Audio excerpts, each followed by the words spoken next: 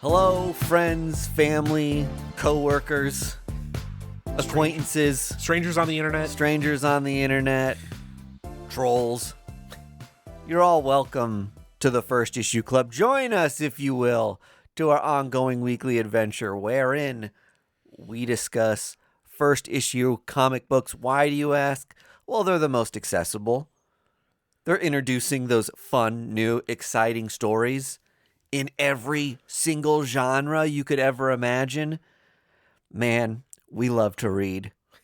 I love reading so much. You could say, just like Sue Storm, I love a good read. Oh, you nailed it, buddy. And I drew up some fun characters to make a button of just that, our famous catchphrase. Ooh. And they're coming in the mail soon. I think we're going to give them out at Planet Comic Con. If you run into us or if you're a First Issue Club fan in the KC area, seek us out at the con. Find out what we look like. Yeah, we look like this. If you're watching the video. Wait at the entrance all day. Don't move until you see one of us. This is the main attraction of Planet Comic Con in Kansas City, is getting one of these First Issue Club limited edition Sue Storm buttons. Yeah. If you don't know what we look like, we'll be at Planet Comic Con. We're the white guys with glasses and beards. Little greasy. That's how you'll know it's us. That's how you'll know it's us. Oh, Lord. We are going to talk about said first issues, but like we always do, we're going to get into the comic book news first. Yeah.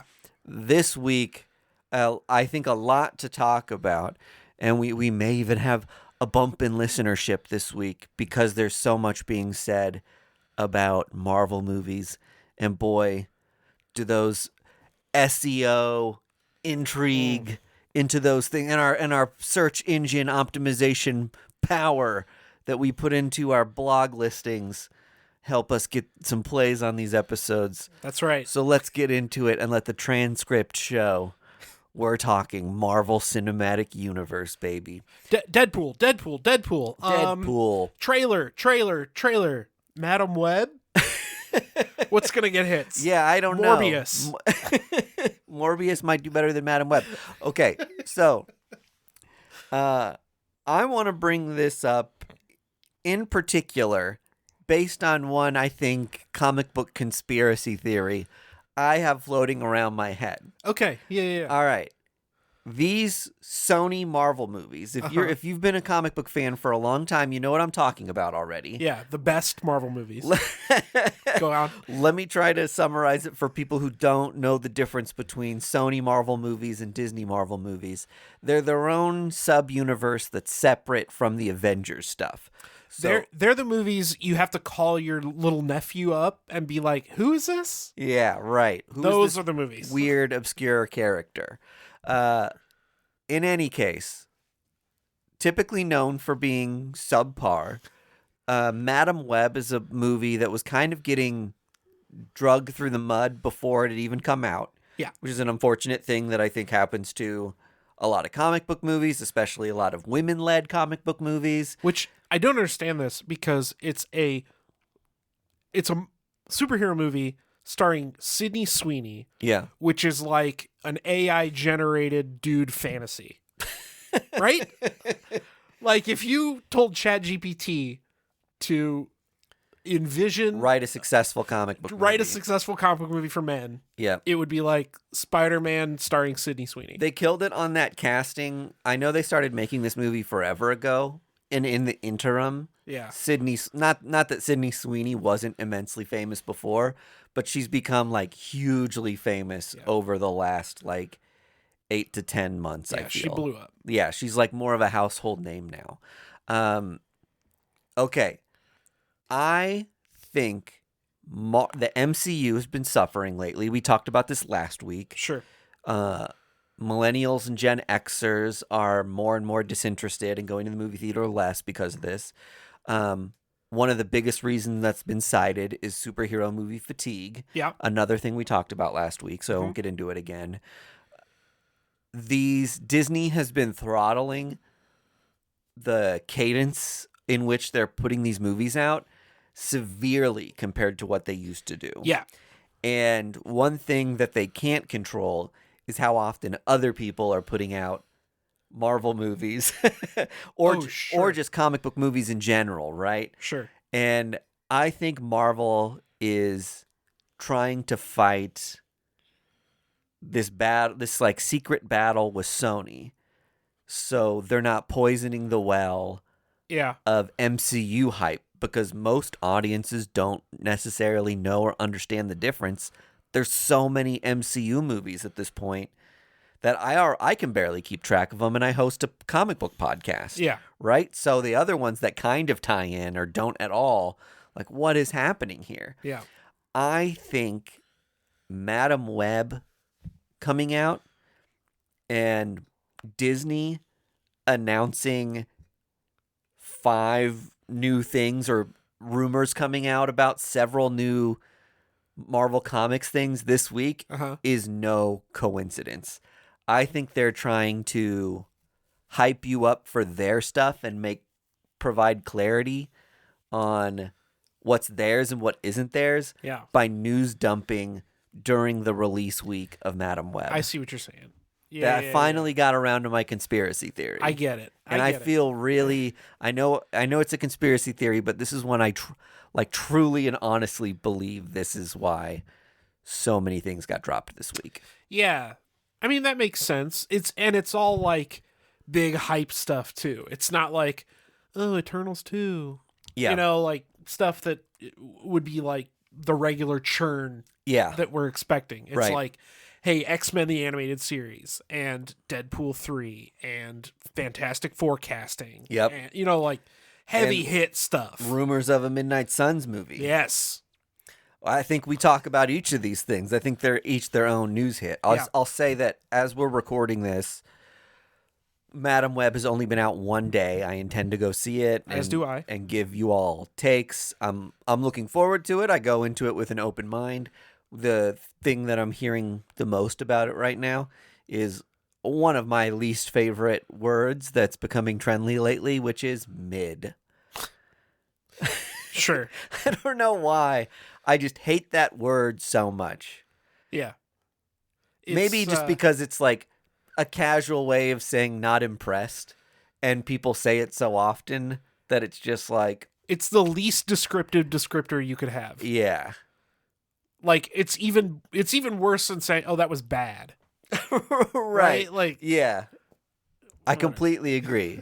I've got no opinion on it. It was mid. It was mid. I don't know. I have more opinions on art, I guess.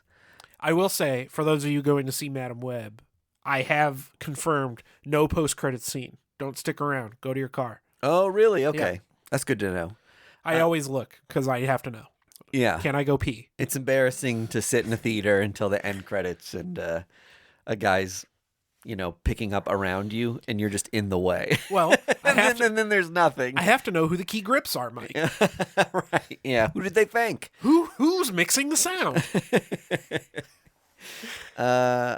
So Madam Web, one thing I'm learning this week is that it's set in 2003. Oh, okay. Which I didn't know. I didn't know that either. And I think that time is supposed to line up with other MCU movies.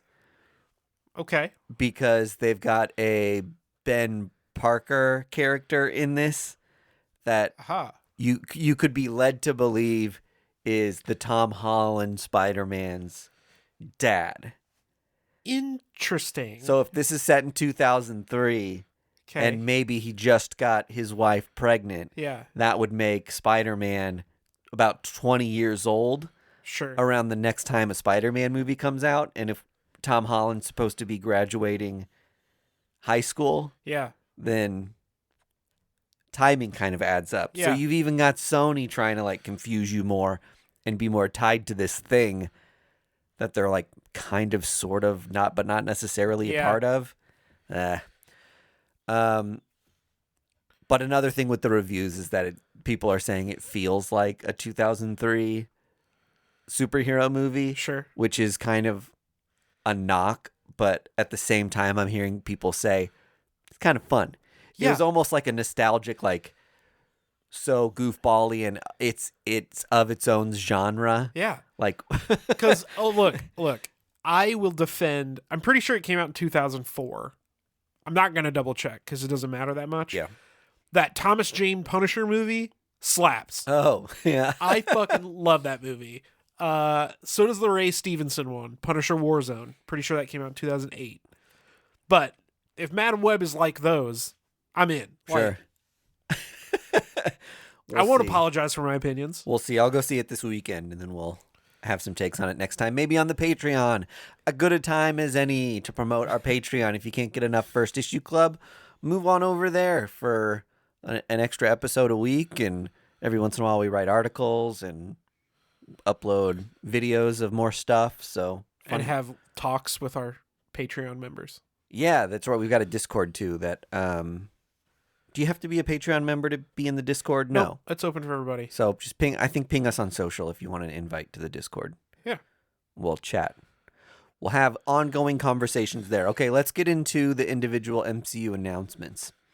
As you're finding, if you're a first-time listener, I am long-winded.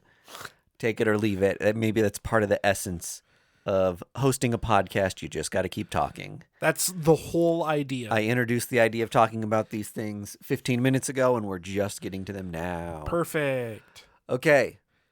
We talked about the Deadpool trailer dropping. Yeah. What are your impressions of the Deadpool trailer? Are there things in it that you didn't know about but are now like excited for? Yeah. Big things. The TVA is kidnapping Deadpool. So that's the biggest part of it for me. That I was like, whoa. This seems like it's gonna be a slapstick R-rated Loki. Yeah. Right? Like yes. Loki was the Marvel like heavy whatever. This is just gonna be like the same thing but goofball-y.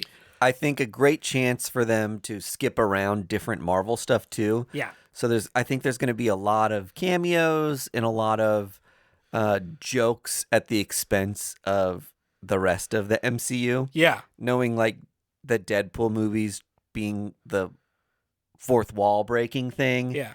I think acknowledging that the other movies exist and then kind of, trashing on them has been very in trend lately. Yeah. So I think it'll take some heavy hits at the rest of the MCU. Yeah, and I'm very excited about that because if there's a place to do it, obviously. I think love it or hate it, you'll have fun with this. I think it's probably done in a loving way. Yeah.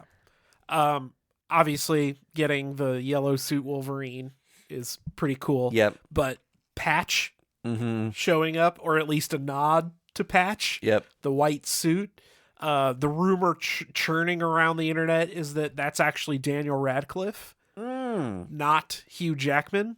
So that's cool. We might be getting alternate versions of Wolverine. I love that. Played by alternate actors. These are the things that I think are really fun that the Marvel has realized people like is when there's fan castings of stuff. Like and they lean into it. And they lean into it and just like, well, here's like a fun throwaway thing we can do with Mr. Fantastic. Yeah. Let's make John Krasinski Mr. Fantastic. And then immediately kill him. Because it's been a thing on Twitter for years. So it's like, at least, even though it might never work out with his schedule or with what he wants to do, we can at least make a nod to fans that way and get this guy in and off set in a week. Yep. What was the other the comic book cameo that was in the trailer? Yes. We talked about this a little bit on the Patreon. One of the Secret Wars issues from Jonathan Hickman. Yep. Which was a 2008. 15? Yeah. That recently? Yeah, buddy. Weird. That was still almost 10 years ago. Yeah. But the specific issue is all about the creation of Battleworld. Yeah. Which I think is why people are like, does the Deadpool movie lead to Secret Wars? Or is it the beginning? Is it the foundation? Yeah. Are they laying this? Because there's also that confirmed now scene of Deadpool and Wolverine fighting in front of the 20th Century Fox logo. Right? Like Planet of the Apes. So is this some kind of a multiverse where whatever that exists in reality, Does Deadpool end up killing Deadpool? That's another rumor that I've seen, is that this is an adaptation of that. Yeah. Deadpool has to go through the multiverse and kill versions of himself with Wolverine, which I think would be a blast. Because Deadpool screws up the multiverse in every multiverse. Yeah, exactly. And he's got to just murder himself. So he's got to take care of himself. Yeah. Yeah. That's funny. I think this movie's going to do something that I think we're at a crux or at an interesting turning point in movie fandom with cameos and cameo fatigue and stunt casting. Yeah. And then the same thing with the really complex multiversal. Here are the people who played the Fantastic Four in the old Fantastic Four movie. So we're bringing in Jessica Alba for a second. Yeah. Like, it's simultaneously fun, and then simultaneously there's a camp that's like, this is cheap, this is uncreative. Yeah. So the thing that bugs me, and I know this is a comic book podcast and this is a little Patreon-y, but I have to say, the thing that bugs me about that stuff is that in 15 years, when people watch those movies, they're not going to get it. Yeah. Like, our generation has particular nostalgia for these things. Yeah. Yep. It was especially egregious watching the last Spider-Man movie at home when, like, Andrew Garfield comes through that portal. Which is a Spider-Man series that a lot of people just missed completely. Well, he shows up, and then there's, like, clearly a pause for, like, the audience applause. moment. Yeah. To be like, yeah. And, like, but it's just the movie kind of stopping for like 15 seconds. Right, yeah. Before continuing. And that's the stuff where people are going to be like, that was really weird. Yeah, why did that happen? Yeah. So, yeah, to your point, if Jessica Alba shows up in the new Fantastic Four movie, I will probably be like, whoa, cool. And of course, everybody will. But then again, like 5-10 years down the road, people are going to be like, that scene was weird. Why did they stop and like... Yeah. Shake hands with that woman on the street or whatever. There were so many rumors that what's his face, the guy who plays Captain America, Chris Evans was going to show up as his Fantastic Four character. He played Johnny Storm in like the early aughts. Yeah. And that rumor was so rampant for both, I think, the Spider-Man movie and Doctor Strange in the Multiverse of Madness. Yeah. And didn't happen. I'm wondering if that's going to pick up again for Deadpool. If people were like, maybe he filmed this, the rumors were true and he filmed this scene, but it was just for this other movie that's been taking a long time in production. Deadpool would certainly be the place to do it. Yeah. Where you can really have a laugh out of it. Exactly. I think this is a good movie to do that sort of thing because it's a comedy. Yeah, exactly. Right. I think these things are getting a little tougher in self-serious movies, but when you're poking fun at like cameo fatigue, they might even make a joke about cameo fatigue in the movie while having tons of cameos. Yeah. Like I could see that being like very funny and entertaining. That's the place to do it. Yeah. What would bug me is if they do it in the Fantastic Four movie. Right. Yeah. Right.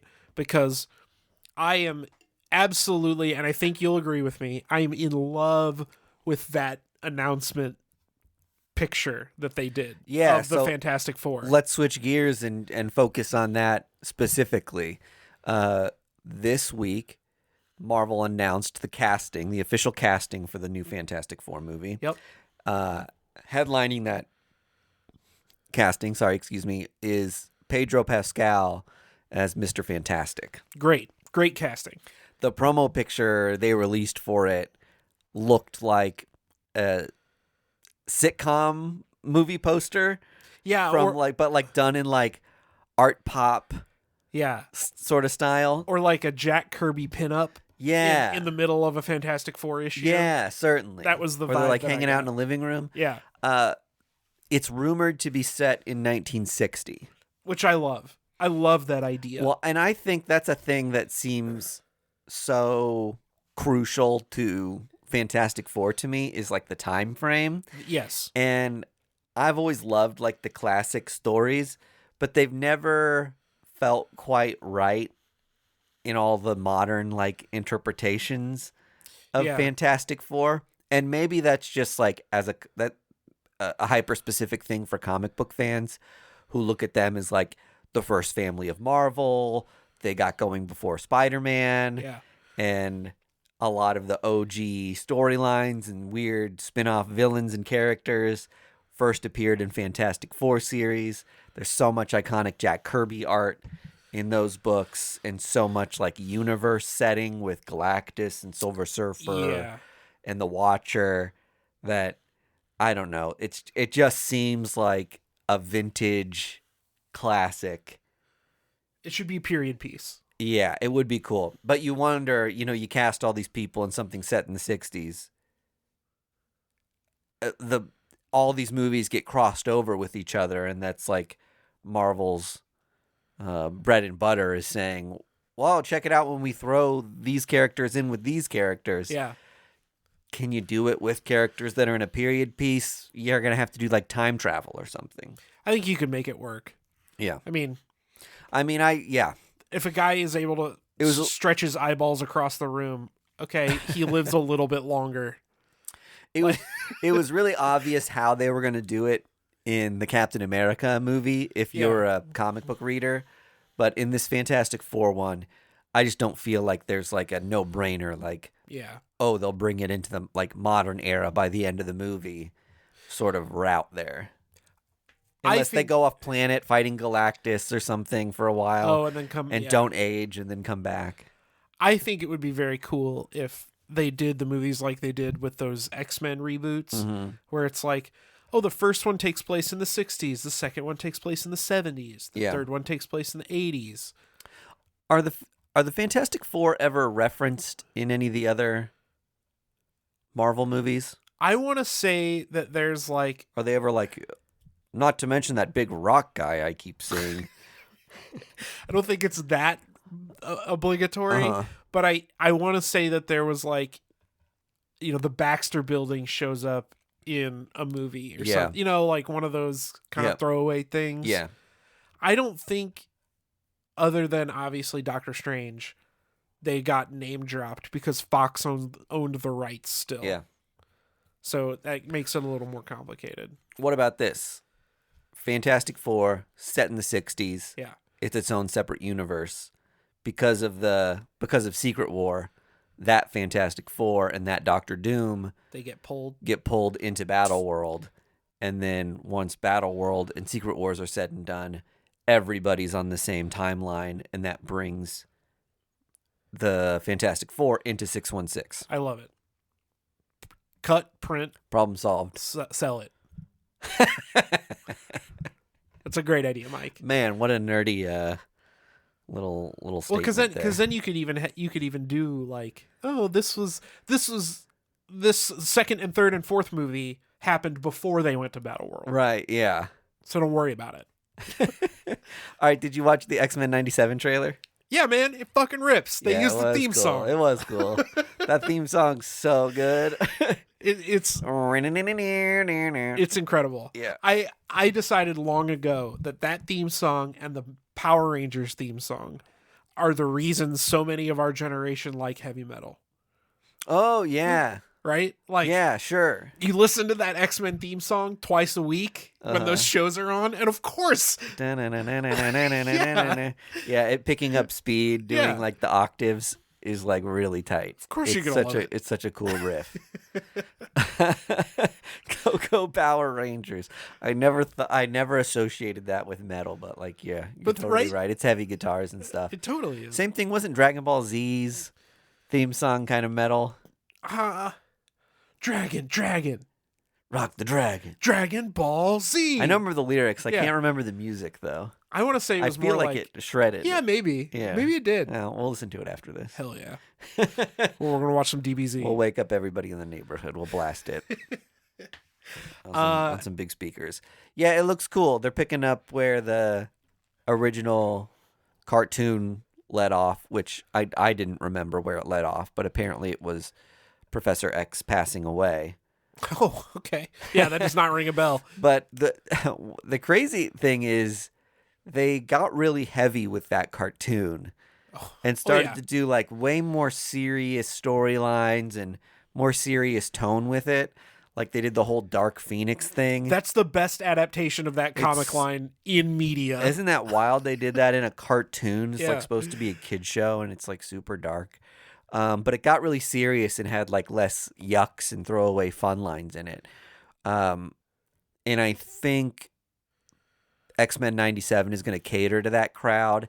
It does a lot of things animation-wise that, like, if you look closely at it, you can tell it's like done with a computer, but in the style of animated cell graphics, and they're really clever with how they time like the motion between things. Like it seems like they've purposefully cut a frame rate so it has a little of that vibe. So it doesn't look like the 60 FPS. It looks like the 30. Yeah, it looks like 90s animation style, which is kind of cool. Yeah, I'm excited about it. I think it's obviously geared toward people our generation, age as opposed to like young kids, but that'll be a cool thing that like people our age that are parents can watch with their kids and like relive that experience. One of the things that I thought was funny was where they were able, I believe they kept the original voice cast. They did, which is so cool. Yeah. At the same time, I'm like, Storm sounds like an old woman, kind of. And Storm's one of my ex-crushes, so it's weird that she sounds like a grandma. Yeah. Well, maybe they'll give her the mohawk. Yep. That would be rad. That would make up for it. Yeah, sure. She can have a gravelly voice if she's got a mohawk. She looks a little like... They'll have her start chain smoking.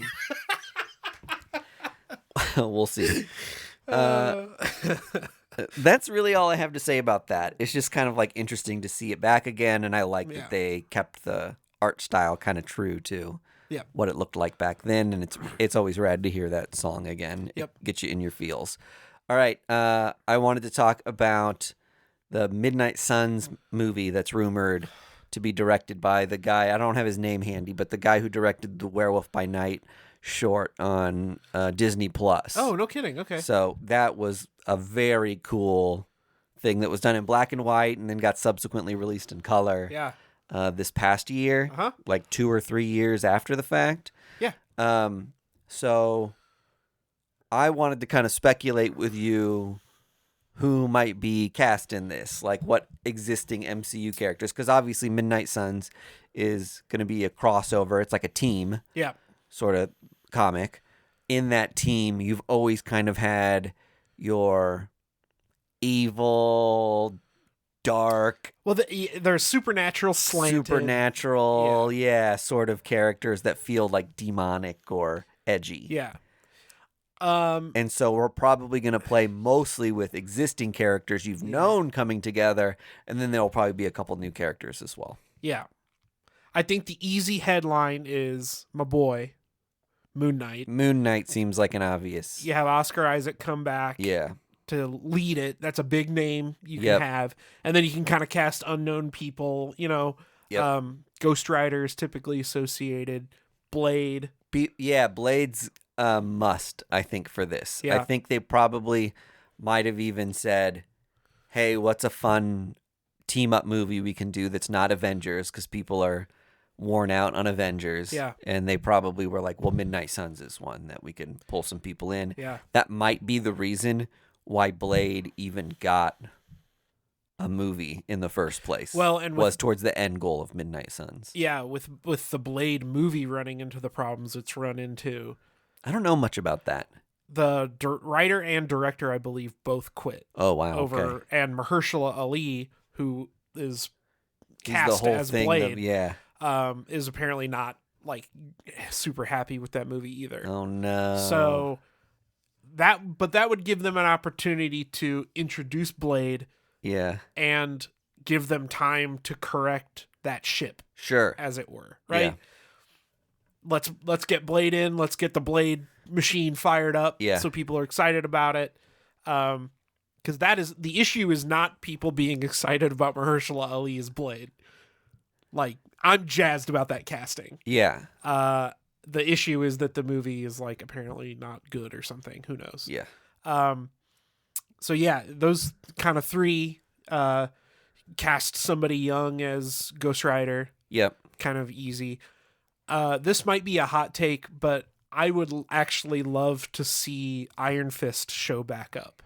Oh. And I think this would be a cool place to do it. Okay. I think that Luke Cage did well enough. Yeah. That Luke Cage doesn't need like a comeback. Yeah. Like Iron Fist does. Okay. But I think the ending of the second season of Iron Fist showed so much promise. Yeah. That you bring him and like Colleen Wing back. Yeah. I ultimately where Iron Fist left off, Colleen Wing had gained the powers of the Iron Fist. Yeah. And I think a lot of that was Marvel trying to adjust the ship of criticism that they cast a white guy to be Iron Fist. You could say Iron Fist is a white guy in the comic books and in the source material. And it's like, yeah, but a bunch of white guys created Iron Fist. Yeah. In, the early 70s or whenever it was created. Like, we could probably right the ship a little now and cast an Asian guy to play the kung fu master. Yeah. Yeah. So they worked into the storyline, finding a way to turn Colleen into that character. And then, unfortunately, that Netflix stuff shut down. Which is so unfortunate because they were getting into the Orson Randall stuff, which is some of my absolute favorite comic book reading. Yeah. That Ed Brubaker and Matt Fraction run. Yep. And it was that series that maybe I had introduced Typhoid Mary, who is a character I really love. And so I was excited to see more of that character. And I think they kind of ended that pretty quick because it was just a TV show for a little bit and didn't know what they were going to be able to do with it later. Yeah. But I think that would be a cool way to bring those characters back. Sure. Because again, Iron Fist gets his powers by punching a dragon in the heart. Yeah. So like you can have him punch a vampire in the face. Yeah. All right. Do we think since our Werewolf by Night director, who is rumored to be directing this movie, is going to bring in those characters back? We've got Elsa Bloodstone, the titular Werewolf by Night, and Man-Thing. All characters that completely make sense in the tone of Midnight Suns. Totally. Man-Thing would be very cool. Man-Thing would be extremely cool and would fit because he and Blade have recently, they kind of team up. Yeah. So that would be an easy fit, both canonically and, tonally. And obviously there's been a lot of, Swamp Thing media in the past, but I think Marvel beating DC in doing their big swamp beast creature could be I guess in modern movies could be a big thing to be we got ours out first. I mean Marvel will have to churn it out because James Gunn's going to make a Swamp Thing movie. That's what I hear in the next 10 years. So I think this this Marvel movie is going to come out in the next 10 years. Yeah. Too. So we'll see who gets there first. There might be a rush to be a lot of fun. Beat Man-Thing with Swamp Thing. True. It's going to be one of those weird parody things that you always get in bar trivia. Yeah. That it was what were the two magician movies that came out at the same time in this year? And it was the Prestige and then the other one. I can't remember the other one. I know. Because the Prestige was the good one. Yeah. There was Tuong Fu and Priscilla Queen of the Desert. I think both came out the same summer. Armageddon Deep Impact. And Deep Impact had maybe happened around the same time. Dante's Peak and Volcano.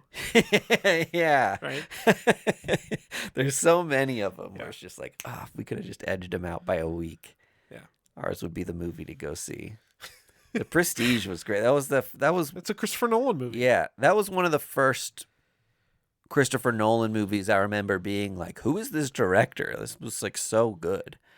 Maybe that's heresy, or I'm sure he's got a huge movie before The Prestige that's big, but I went to school for media, so all of my people were you haven't seen Memento? Oh, Memento. I forget that was him. Yeah. Yeah. Next time somebody does that to you, just be like, you haven't seen The Duel? Oh, even earlier one. Okay. It was literally his first movie. All right, yeah. So he didn't do too many before Memento. Before Memento? No, I think he literally did a student film and then The Duel and then Memento. Yeah. Okay, great. Certainly his breakout. Yes. Do you have any more news? What else do I have? Oh, I thought you had one more. One more news item or not? I've got a lot of more news. No, I've only got 2 things I want to mention. I'll mention them quick. Okay. There's a new Thundercat character in issue 2. Oh. If you're late 70s, early 80s baby, then you know and love the Thundercats. And there is a character called Calica, who is a calico cat. Another sexy lady cat. And yes, Declan Shalvey, who's writing this comic, is a writer we love, is trying to put more women into the comic because obviously 80s comic all dudes. 80s animated show, all muscle men guys, and then one throwaway woman character. Uh-huh. So they need to get more women into it. They started the first issue, classic team, classic setup. I feel like that's a part of maybe finding a good way to ease into it and maybe appeasing fans that there's a lot of toxic fandom and nerddom, and we can be very I won't say we maybe because I don't want to put myself into this crowd because I'm very receptive to change and representation, but there are people who see these things and say that's not the original thing I fell in love with. I don't like it. And we chastise Greg for that every time he says it. Exactly right. Greg, who has been oddly quiet this episode, is kind of protesting us because he doesn't like our uber liberal takes on things. Because he only likes the male Thundercats. Yeah, exactly right. So screw you, Greg. Keep pouting in your corner. We'll keep doing the show. Just mute your mic. So fun first appearance to maybe pick up if you're a collector of things like that. Yep. And I thought just really rad to take a well-loved property and try to find a way to still appease fans and introduce better representation into the book. For sure. Even though we're talking about cartoon cat people. The sexiest kind of people. Yes. And then Paul Neary passed away. Oh, no kidding. Yeah. I want to say he was in his mid to early 70s. Yeah. Which is younger than I thought. Because he's been in comics for so long. Yeah. Illustrator, kind of put more of his stamp on Marvel when he became the editor of the UK office. Yeah. And did a lot of big stuff bringing Captain Britain back into the modern age of comics or Copper Age, however you want to say it. And then making Excalibur and all those other tie-in books to the X-Men and Otherworld and all that stuff, really big 80s comics. Yeah, he really differentiated the UK comics market from just importing the US books. Right, totally. Just had their own superhero market that was still had a slice of in the Marvel universe. Yeah. That's tragic to hear. Unfortunate. Yeah, it's sad. That I think just happened a couple days ago as of this recording anyway. Check out some of his art too. He was a prolific artist before he became editor, did some amazing Captain America stuff. Was an inker on tons of comics. And then the thing that I love is that he started doing horror comics before he made his way to Marvel. So he was on all those old, when you see old things like Eerie, his art's all up in those anthology horror type books. Yeah. Through a handful of titles. So Paul Neary will be missed. Legend in the comic book industry, and it's a weird time I think to live in as fans because we're of an age now where like the people who started comics and made these things huge in the time that superhero comics really found themselves are all getting into their 70s, 80s, 90s at this point. So we're losing so many titans of the industry who not only made a big talent impact, but are associated with so many foundational things with comic books that it's just it's tough to see them all go in succession like this. Yep. We need to that's part of the reason we do this. Yep. Is to honor and appreciate the art that we have in front of us while it's new and fresh. That's right. And speaking of new and fresh, what'd you read? I read a little comic called The Displaced by Ed Brisson.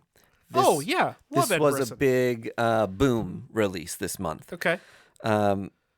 It is about a city in Ontario called Oshawa, which has 166,000 people living in it. Sure. And the town falls into a sinkhole.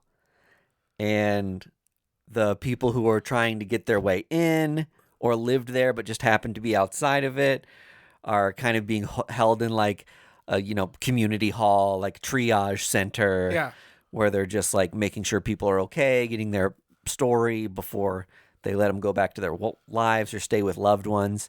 And in that group, some of those people connect with each other, and because they're so close to the event, they remember it happening. But then mysteriously, the sinkhole is gone. The town that was several miles away is now all of a sudden butted up against the next town. Oh. And everyone starts to forget Oshawa, Ontario ever existed. Interesting. So, cool concept, cool sci-fi concept for, not sci-fi, I guess cool fantasy comic. It felt like it had the vibes. It could be both. It had the vibes of a sci-fi book, but it did that cool thing that you like where it's like, here are a bunch of individuals who have interesting things going on in their lives, and here's enough to make you care about them and get to know them as people. And then it thrusts them all together through this like weird shared experience. Yeah. And then we're going to see what happens when they're left with this knowledge that no one else really has. There is an old man in the mix who is like, I saw this happen with, McGillicuddy, Texas. And everyone's like, what's McGillicuddy, Texas? And he's like, exactly. Okay. Only I remember. So he's got a pulse. So he's found himself at several of these cities before, we're led to believe. And so he maybe knows how, like, these things, to, like, predict these things. Yeah. And he's trying to, like, go and put a stop to this stuff. Ed Brisson is an incredible writer. So yeah, top tier. He tells really good, like, dialed into real life stories. And he also tells really great sci-fi, larger-than-life fantasy type books as well. And this one feels like delightfully in the middle. Yeah. Like it's got like the big otherworldly thing, and it's still got, like I said, a lot of human connection and character introduction that feels like great. You could have taken any one of these characters and based the comic just around them, and I would have been super intrigued. So awesome. It's going to be fun to see how they all build relationships together and all that stuff. So yeah, Ed Brisson's like character development is second to none. Right. He's so good at that. Yeah. Awesome. Other than that, I've been catching up on my last comic shipment, and I started reading Jackpot.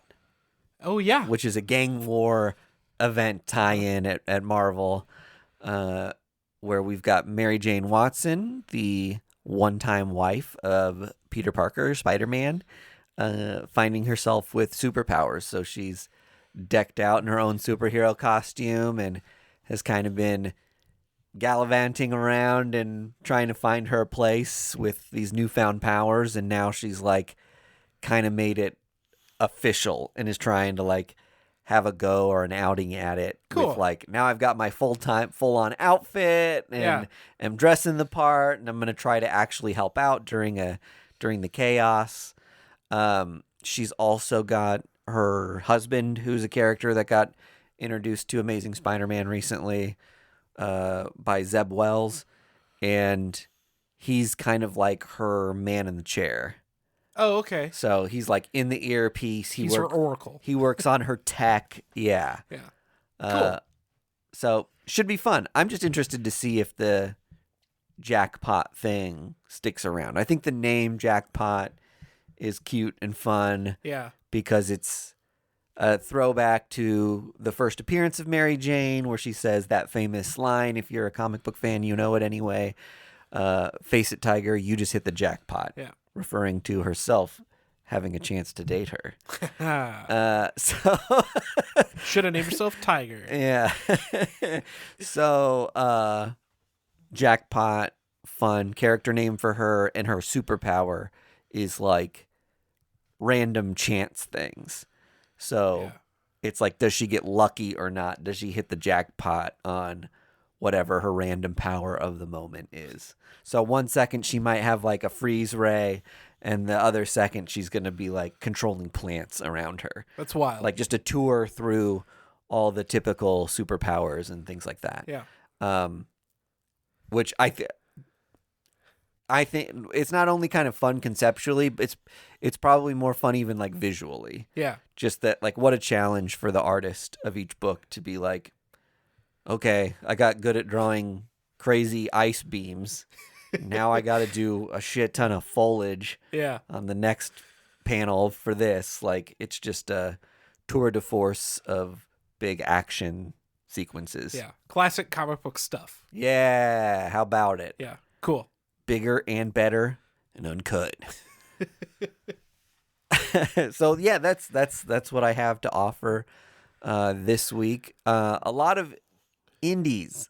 Yeah. This week. Oh, can I shout some out before we get going? Yeah. Fire them off. You've got Blue Book on your stack over there, which is a fun alien comic book. Yeah. But is it it's a return to an existing series, right? It's like a restart. So the first Blue Book series told the story of like almost literally the first alien encounter in U.S. history. That's been documented, and that was its full story, start finish, whatever. This is the same thing. This is Blue Book 1947.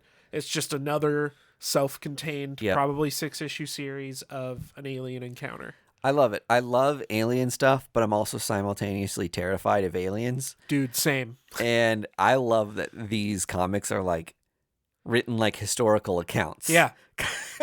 Like it makes them so much more palatable for me. And I think the fact that they're in comic book form, but they're, supposedly true stories of encounters. They hit the sweet spot between like being a fun, entertaining story and also being horrifying. Yeah, totally. All right, so Image had a ton of books. The Cabinet, I think, was an Image book. The Infernals. Are you going to cover that today too? I got it right here. All right, right on. There's a lot of hype surrounding that book. Displaced, which I already mentioned. If you find this, I'm Already Dead, is a Matt Kent book. Oh yeah, out on Dark Horse. Yep. I think his Flux House imprint. He writes amazing comics, and typically we'd cover those. It was just like an $8 book because it was larger format. Yeah. So I didn't get it today. A big one, which like I don't know, Penthouse Comics. Oh yeah, I did not get that. Is back. I think I was fully expecting Greg to come locked and loaded with that. Yeah, right. I guess that's a thing they used to do. Yep. And they're bringing it back now. I'm interested to get a copy of it. Just for the articles.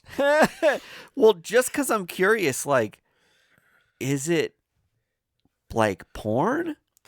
Or is it just like sci-fi fantasy stuff like heavy metal? I don't know. You know what I mean? I don't know what the old Penthouse That's why I comics wanted were Greg like. to come locked and loaded with a copy of Penthouse. We'll make Greg do this for us so we don't have to walk in and buy Penthouse.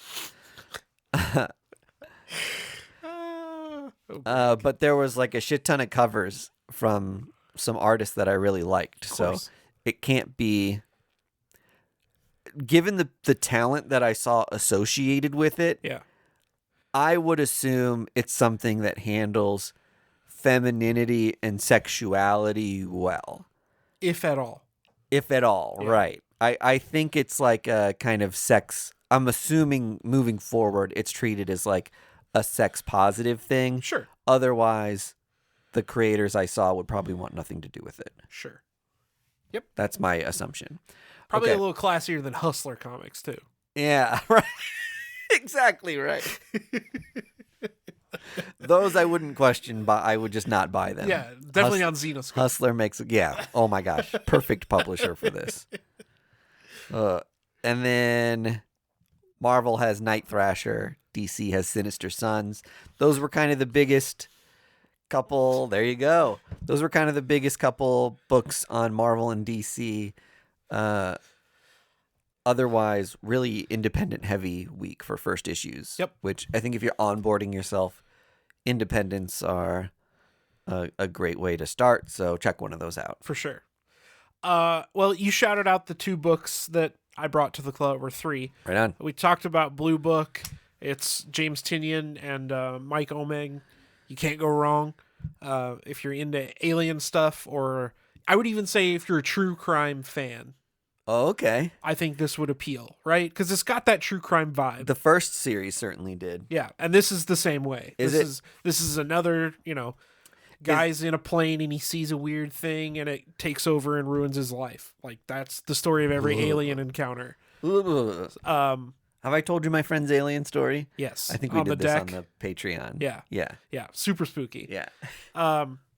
But I would say for sure check this out, because this is like top tier talent book. It's just a great story. And the fun thing about Blue Book too, they brought this back. The back of every issue is like a 4 or 5 page like backup story. Yeah. That's unrelated to aliens. It's just like a spooky, like a folk horror kind of monster in the woods that you might tell like around a campfire, or like that would be associated with your local state park, which I love. I love that stuff. This Blue Book is made to hold you over while Department of Truth is on break. And bring Department of Truth back. I'm going to be yelling at both James Tynion and Martin Simmons about that at C2E2. I wonder if they're working on a movie or a TV show or something together. I don't know. It's supposedly be coming back. Like, it's not I hope canceled. it comes back. All right, so the books we haven't talked about yet. Mike talked about the Infernals. Yeah, I'm really interested in hearing. Brought that here. Take. So this book is about a family and the patriarch. Okay, so this is Succession, but they're taking over for the Antichrist. Okay. The patriarch of the family is the son of the devil. Okay. And his offspring, his kids, have to take over his criminal empire to bring about the apocalypse because he is dying of cancer. Okay.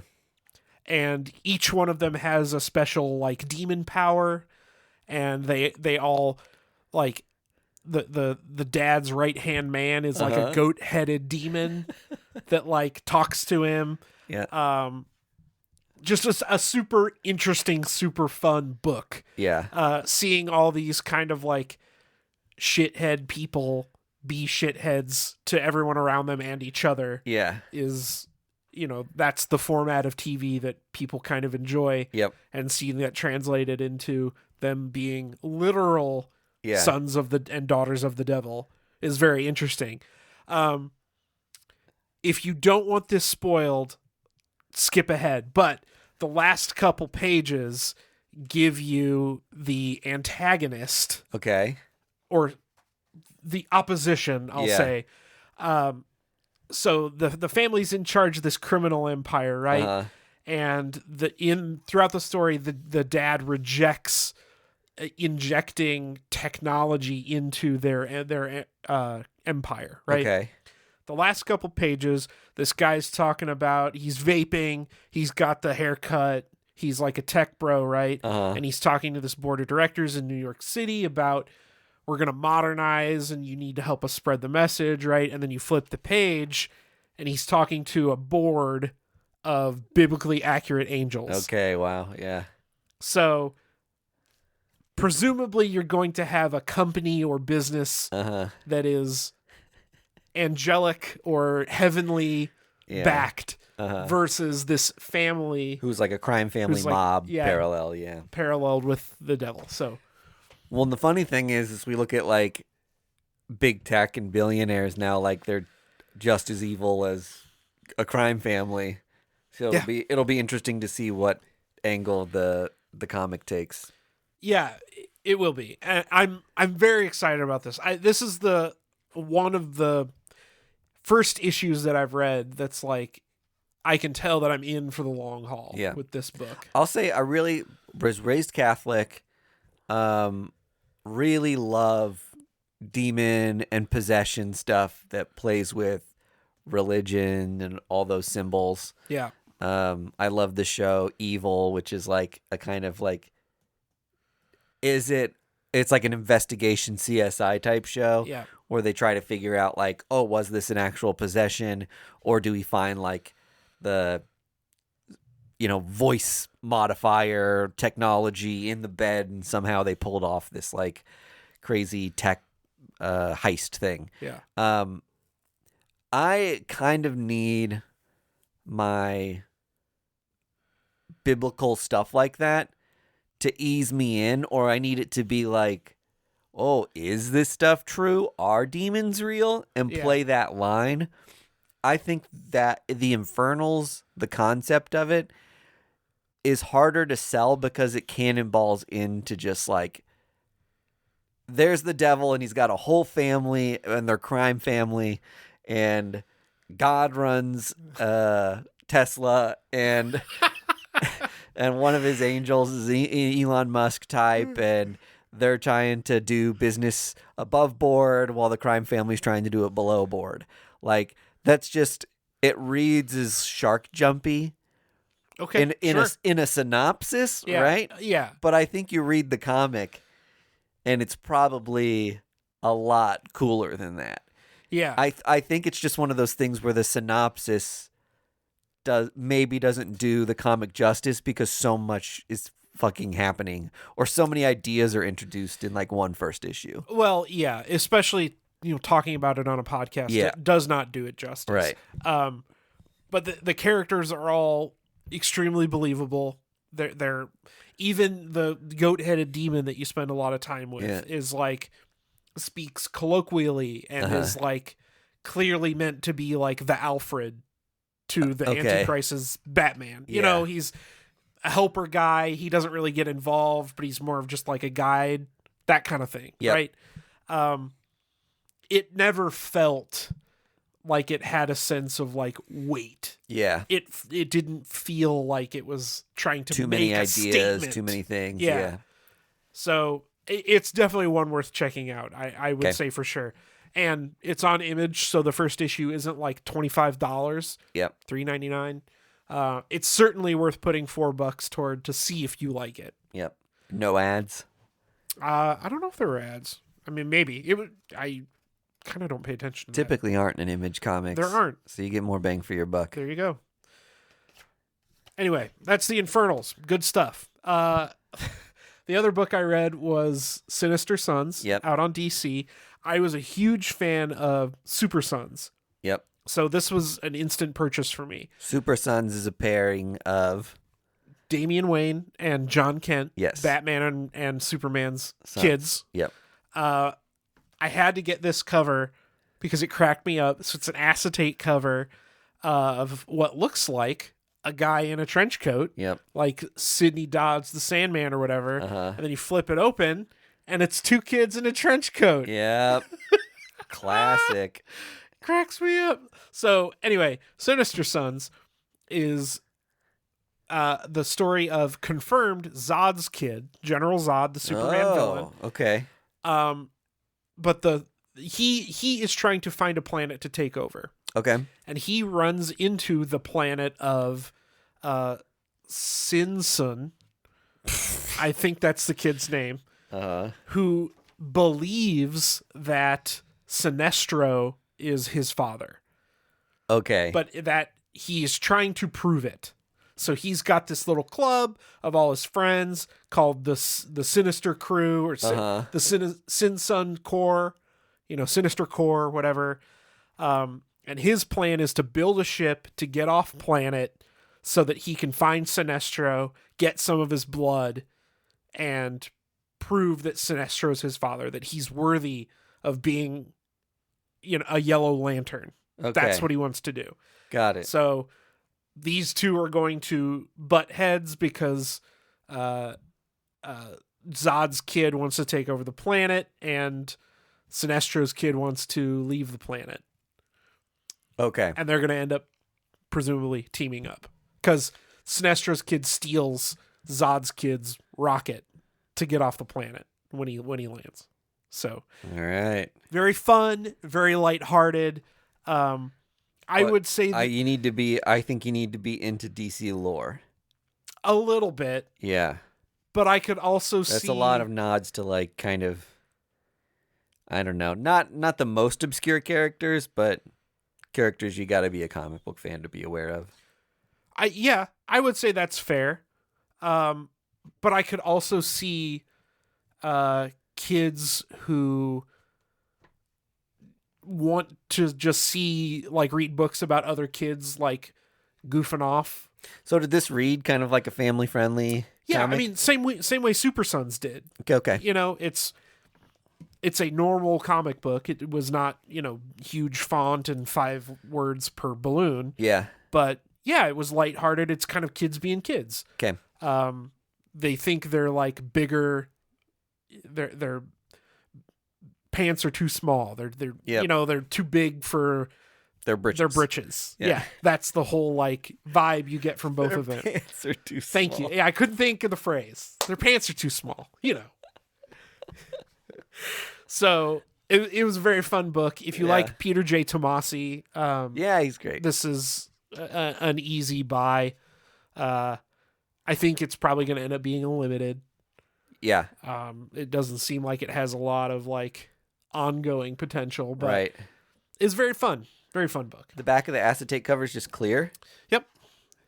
That's funny.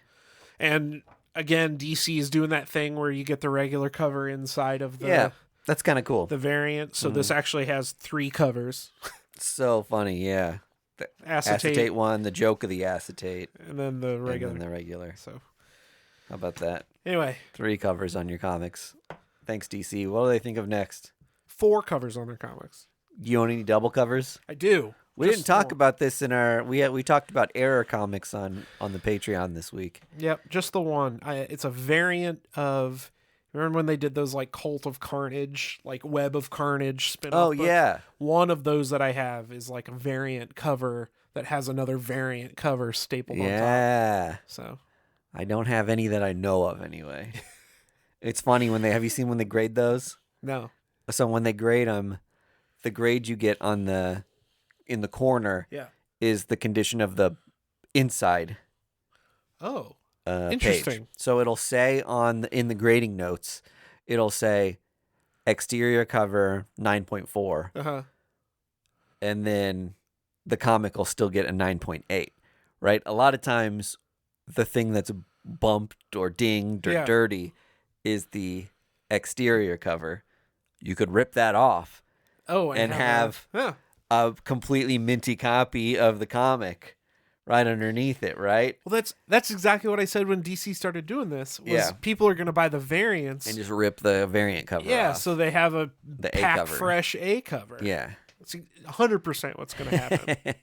That'll be interesting to see if it changes the value of these things. But the value of DC Modern Comics is not so crazy in like the spec world as Marvel is. True. Just I think with the popularity of the MCU, and I think I've talked about this a little before, but just like the amount of time DC and its repertoire of characters has been around, it's not as big a news when a new character comes around because they just have so many already. Yeah.